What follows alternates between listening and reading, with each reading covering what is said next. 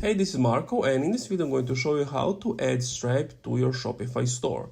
But before I begin with the video, if you want, I can offer you Shopify for $1 your first month. So you don't have to pay $37, you only pay $1. If you want, that link is in the description.